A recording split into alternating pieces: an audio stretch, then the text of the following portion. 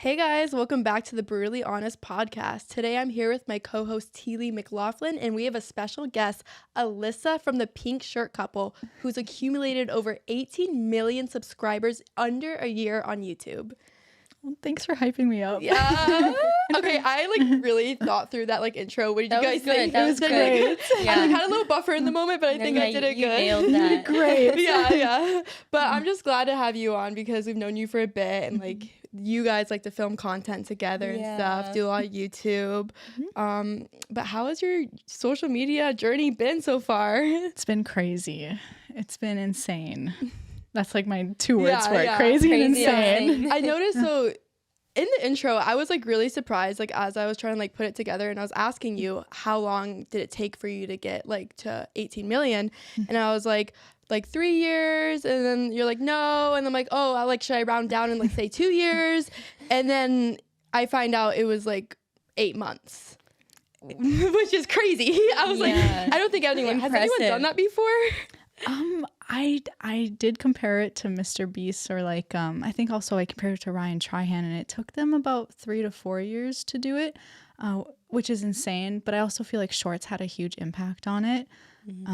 But yeah, we started our channel, our YouTube Shorts channel, in June of 2022, and then we hit 1 million in January 2023, and then we hit 10 mil in April of 2023.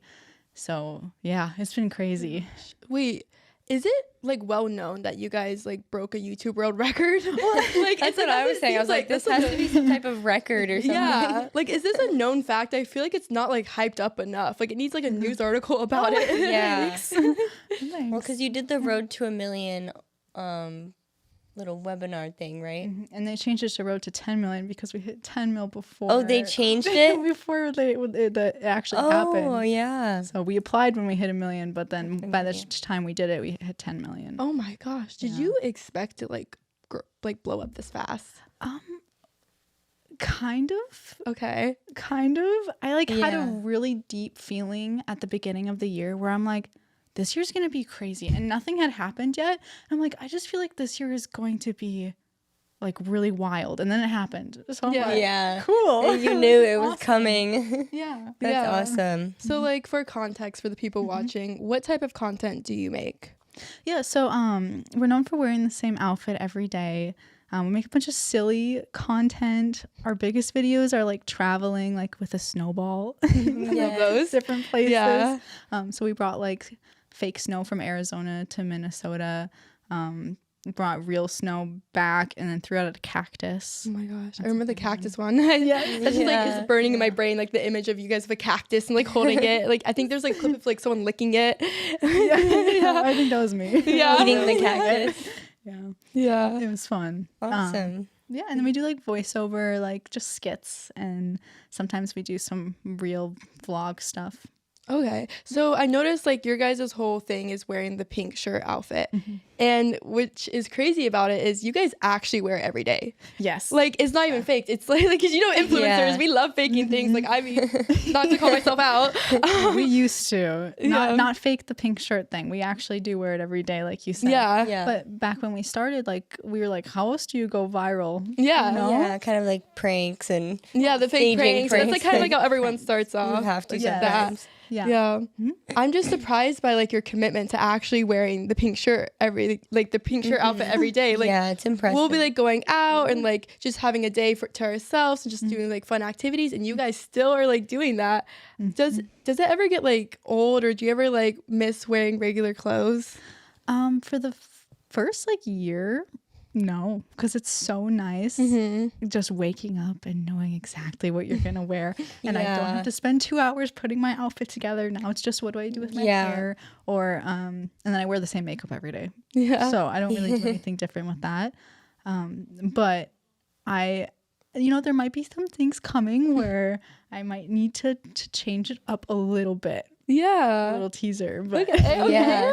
yeah. Spoiler I'm alert. here. Oh my gosh. Yes. Yeah, I was wondering, like, are you going to like just keep up wearing the pink shirt? Like maybe like one day wear a green shirt or something. I don't know about that far. Not a green That's shirt. the Okay, opposite okay. side of the spectrum. I don't know. Maybe like do like like Yeah. different color every day or like So you'll probably stick with pink, but maybe Yeah. experiment. yeah. Maybe I'll sew this shirt in different designs Yeah. and we'll see what happens. Yeah. I feel like it's gonna be weird seeing you without the pink shirt outfit. Like I'm like, what if I put on a different outfit and I just don't recognize myself? what if we don't recognize you? Yeah. Wait, that would be such a good like prank. It We would don't be recognize so her? fun. Video idea right here. Where'd Alyssa go? Like where's Alyssa? Yeah, she's gone. Yeah. She's not wearing the pink. Yeah. Well, speaking of being recognized, we notice like every time we're out with you guys get recognized a lot. It's crazy. It's like anybody that fits our demographic, most likely they know us, and it's weird if they don't now. Yeah. But yeah, we'll go to Walmart and we'll get recognized probably like 10 to 15 times if it's in like the afternoon when kids get out of school. Yeah, we get recognized a lot. How is that like transitioning from like not being an influencer and like not being like recognized to like out of nowhere, literally under 8 months, blowing up and being recognized everywhere you go? I feel like the main difference isn't like we didn't change as like personally. It's just like people just start treating us differently.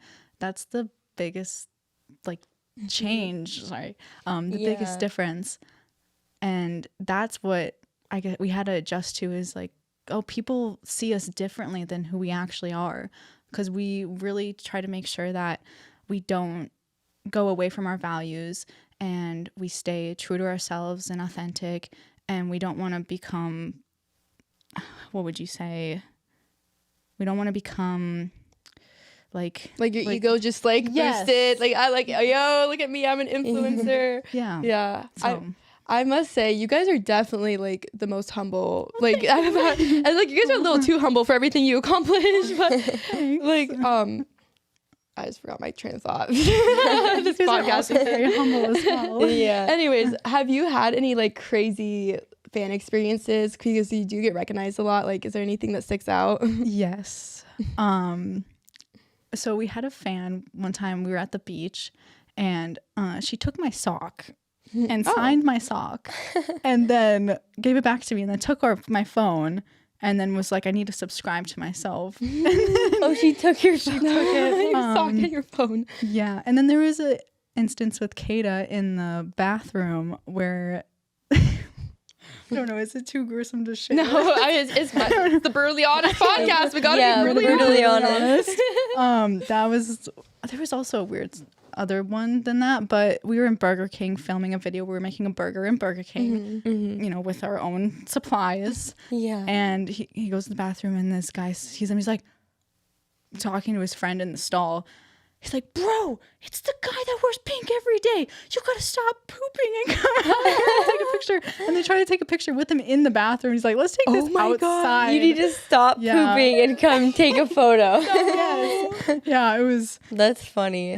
Yeah, it was pretty weird. And there's some more. I just can't remember them off the top of my head. But yeah. When did you have like your first moment where you're like, oh my gosh, we made it? Like your first like fan recognizing you, or like I don't know if there's any specific moments that happened.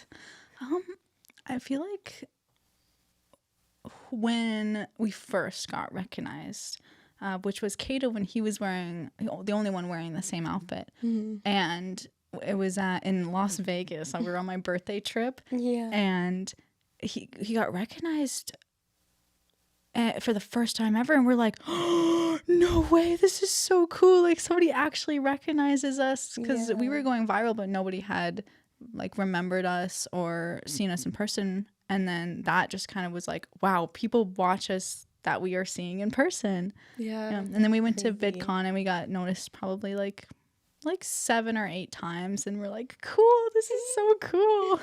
So yeah, that's so cool to think that you were at that VidCon too. Yes, 2 years ago. Yeah, because you guys started like going to VidCon together and stuff. Yeah, because the recent one we kind of like all hung out. Yep. Because we met like right before VidCon, I think. Yes. Yeah. How long have you guys been filming together for? You guys just started? Since we met, pretty much. Yeah, we hung out. We went rock climbing for our first time ever, hanging out. And then, Active. yeah, and then what else did we do? I don't think we filmed that first day, but I know we planned a film day shortly after, and we went to a peacock farm. Yep. Yeah, we went to a peacock farm. Those videos are so funny. We were hunting for peacocks. Yeah. Oh, and then we had a wheelchair too. And we were pushing Kata in a wheelchair. And then we were trying to get one to like chase us, but we couldn't get it to chase us. Yeah. Yeah. Wait, so what's Fun it times. like? What's it like being friends and also like doing social media? Because I feel like being an influencer, it's like hard branching out and like finding other people to collab with because there's like a difference between like, oh, are we just homies? Are we like creating content together? And I feel like you guys have a really good balance of it. I think it's awesome. I do too. Yeah, I love it. It's like a 2-in-1. You know, we're also able to like genuinely enjoy each other's company and then also work at the same time. So it's really cool. Yeah. Like, it's not like I don't want to be friends with people who are non-influencers, but it's like you have the same mindset, you know? And like you said, it makes it easier. It's 2-in-1. You work and you get to hang out. Because it's like, you know, it's a 24/7 job pretty much. So it's really hard to like hang out with people a lot when that's not how they live. Yeah. It's like a lifestyle pretty much. And you get like judged for it too, like when they don't understand like why you're doing that all the time. Yeah. Like, it's like little things of hanging out with you guys like make me really appreciate it. Like earlier we were all taking pictures before coming into the podcast like studio. And usually if I was to go somewhere with my friends, I'd be like, picture, and then they'd be like, oh my God, not this again. Aww. But you guys all got in formation, you were ready. And it's like, I don't feel like rotating. Yeah, like, we're all like, okay, pictures. Like her picture turned my picture. And it's like, we like all like clicked really fast and we're able to just flow with that. And like, I have a hard time because I'm in a college town right now and I have a lot of friends who are in college and I'm constantly wanting to take pictures or record things, but I'm like, oh, they might think that's weird or I can't, like, I shouldn't do this around that. It's like not the vibe. Like they're not like vibing with that. But with you guys, it's like, it's normal. It's okay. They'll be like, oh, those influencers. It's encouraged. Yeah. Yeah, it's encouraged. College campuses, props to you for making content there because we visited one and it's just, they judge a lot. Yeah. No, the older crowd is definitely not as on board with like social media or like there's like a little bit of a stigma around it being like an influencer, I'm noticing. Totally. Yes. Yeah, like a lot of times like when people ask me like what do I do for a living, I don't even like to tell them because it's like, oh, do you make money from that? Or like they say first. or like a lot of people ask me like how much I make, which if I feel like if I said like a normal job, like I was a nurse, they wouldn't ask me how much I made. Like I feel like that'd be like a rude question. It's kind of like a violating question. Yeah, I'm like, how much do I make? But like because you're an influencer, they feel like they have a rite of passage to ask things like that.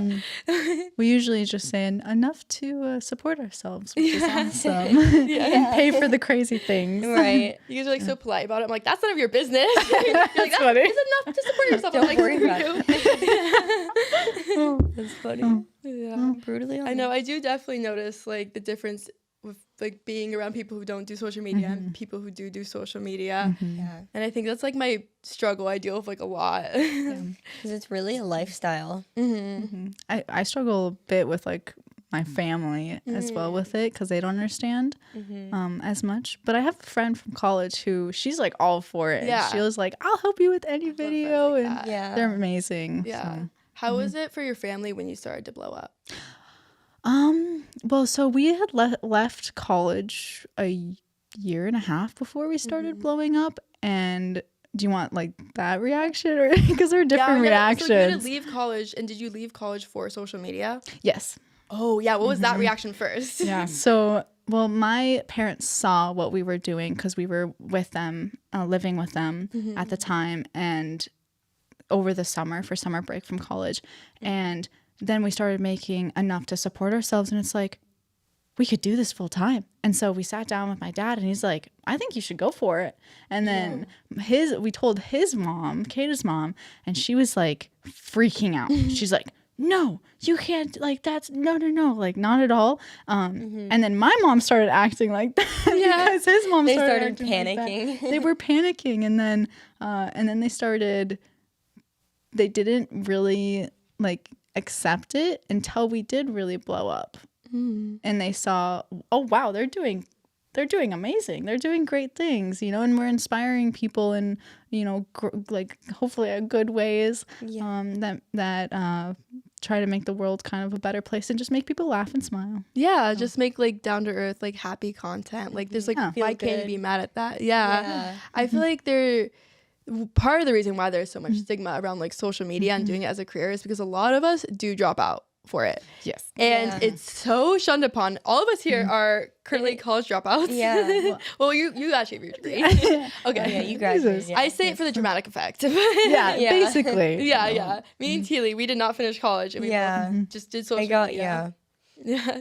Wait, Teely, what were your parents' like reaction to you like doing it? They were okay with it, more so because I don't know, they knew like the crowd that I was going into was like a good crowd, like Jaden and Austin, and like everyone's super productive and like, you know, clearly successful. Like it clearly wasn't just some silly idea for them. Like, you know, they were making it with it. Yeah. So my mom, you know, they were worried, they were a little hesitant, but you know, they wanted me to do what I wanted to do.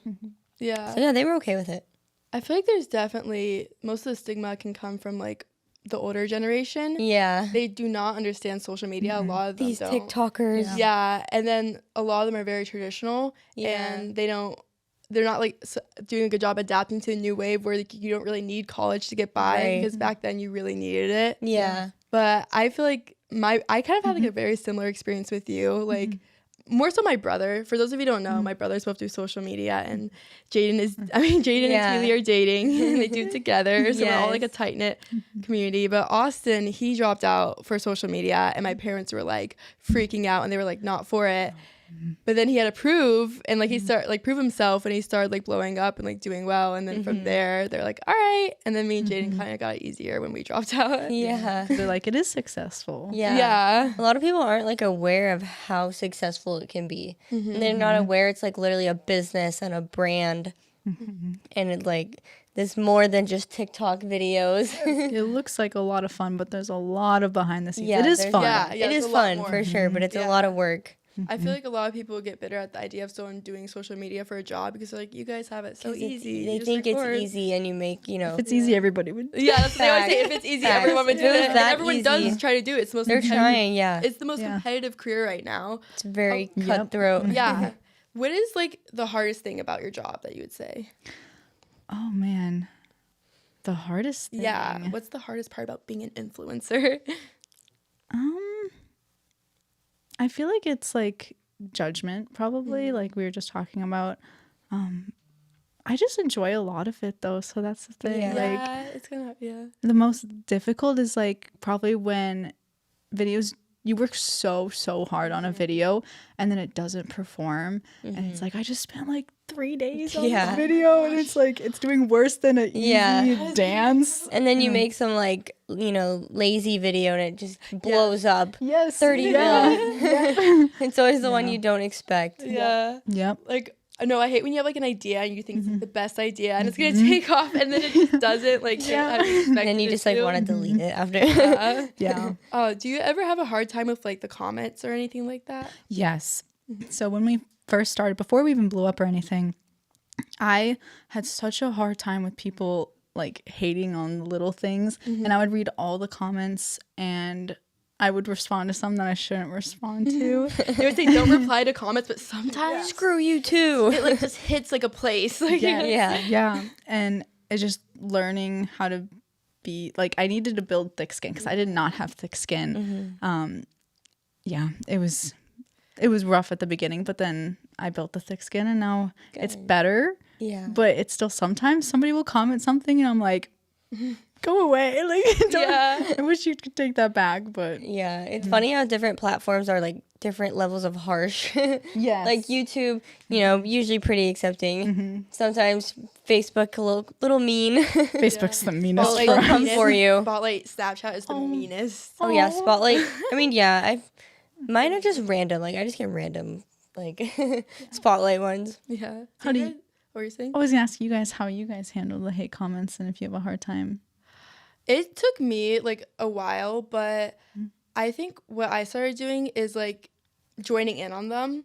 So like I kind of like double down on it. Like they hate on me for something and like I make a whole video series out of it. So basically one comment I would always get was like, she's a pick me girl. Like I made a video when I was like 17 and I wasn't trying to do anything weird. Like I wasn't trying to do anything for the video. Like I wasn't acting away. I was just acting like myself, but I've always naturally had a very bubbly personality. And it blew up on YouTube. It got like 22 million views and all the comments were, she's a pick me. Like, oh my gosh, she's such a pick me.